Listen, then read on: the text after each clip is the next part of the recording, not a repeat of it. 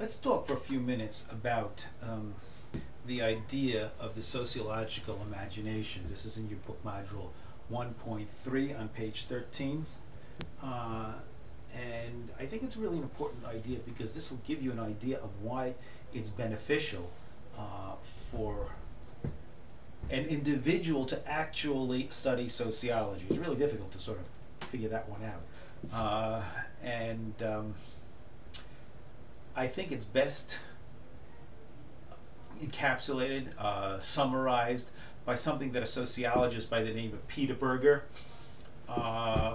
mentioned, and he said that the best description of sociological consciousness is that the first wisdom of sociology is this: things are not as they seem, what they seem. In other words, the moment you see something in the way it is, question it. It's not 100%. It's not what they tell you it is. There are reasons behind it for that to happen, and we'll talk about why that is. And if you can look at it from more than one perspective, you'll actually get a broader view and a more healthy perspective of what's going on. Any one particular perspective is not 100% true, but the more perspectives and the different amount of perspectives that a person can have, they have a much broader and a better understanding of what is going on.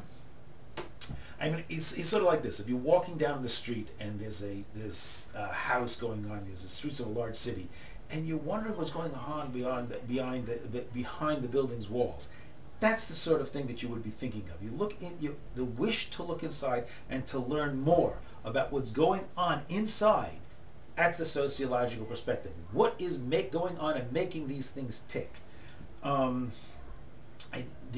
the study of sociology, or what we're going to learn here in sociology, is to give us some sort of theories and concepts and methods to look beyond the popular meanings and interpretations of what's going on around us. In other words, if we take any important social or cultural event, the election of President Obama as the first black president, are there other factors going on besides that he's the first black president, or he's a liberal, or he's this, that, and the other thing? Maybe there's some larger factors or smaller factors which have to do with how he's perceived and how he got elected and how he does well or not well as functioning as a president. All these things might be something which we're going to look and talk about, well, not necessarily about the particular politics, but other things also that might happen. What about deviance? What if is somebody very deviant from why? Why would a person wind up joining a gang, for instance, on a sociological, not on an individual level, because that's good, that's psychology, I'm all for that. But on a social level, what is it? What purpose does it serve in the society? What purpose does it serve for the individual in the society? What societal factors foster and help the growth of gangs, for instance? And even more so, by studying it, you start to question and possibly throw out what's commonly held as common knowledge. There might be other reasons which we're not necessarily even talking about. So we are asking, what are the social forces shaping the human activity under question?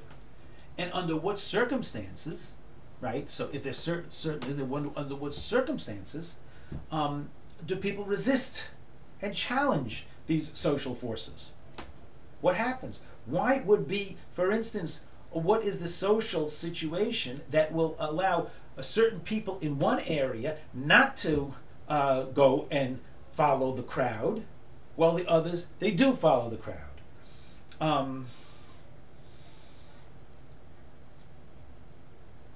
And what can we expect? What is anticipated from these social forces? So, in order to first do that, we have to sort of like make a differentiation on two general ideas. These terms actually come off in psychology also. The two terms are troubles and issues. And of course, troubles are more tightly defined and issues are deeper or broader. when you talk about psychology, so you're talking about a trouble is something which you have to, a challenge which you can fix, but an issue is something deep inside which is harder to deal with because you have to dig down and understand it.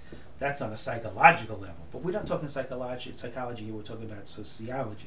On sociology, the difference between a trouble and an issue is that a trouble can be resolved by the individual, right? An individual can, in other words, an individual solves his own troubles, but an issue has to be addressed by looking at the social factors which form the issue. It's not something which a person in himself can actually deal with. The troubles are personal needs, for instance, and problems or difficulties that can be explained as, for instance, individual shortcomings. He's not motivated enough. He's got to change his attitude. Maybe the person is not capable, doesn't have the abilities to do it, or his character has poor judgment. All these things are psychological sort of things which one person would talk about at a psychological level, and therefore becomes a trouble in the sociology sense. An issue, on the other hand, is a matter that can be explained only by factors outside the individual's control. In other words, an issue is something which is explained by societal factors. For instance, if we talk about the economy, now one problem that a person might have in the economy, for instance, is when people lose the mortgage on the house, so they can't get a loan, right? A few years ago, it was relatively easy to get a loan. You can take out at least a credit card, and they were giving out credit cards left and right. So you borrowed $5,000 on the credit card. You had to pay it back 25% a year, but it was, work it out. People did it. Today you can't do that. Why? The person hasn't changed at all. Nothing has changed in the person. The difference is that in the society something changed. There was the Great Recession, as we call it now. Something changed in the society. And now it's harder to get a loan. So those are issues, that economic questions that we're talking about then are not personal troubles, but rather they're societal issues. And those are factors which we need to look at.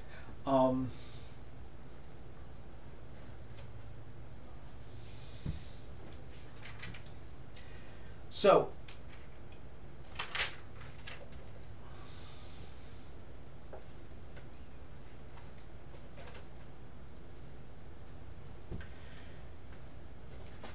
how did all this sort of come about, the idea? So we've defined the idea of sociology as a way of broadening the mind and finding new ways of looking at different things which happen in life, behaviors which are influenced by the general culture. And is specific. We're talking about things which work on issues which we define now as issues, are things which are that matter of sociology. Those things which can be discussed and explained in terms of cultural factors instead of individual factors.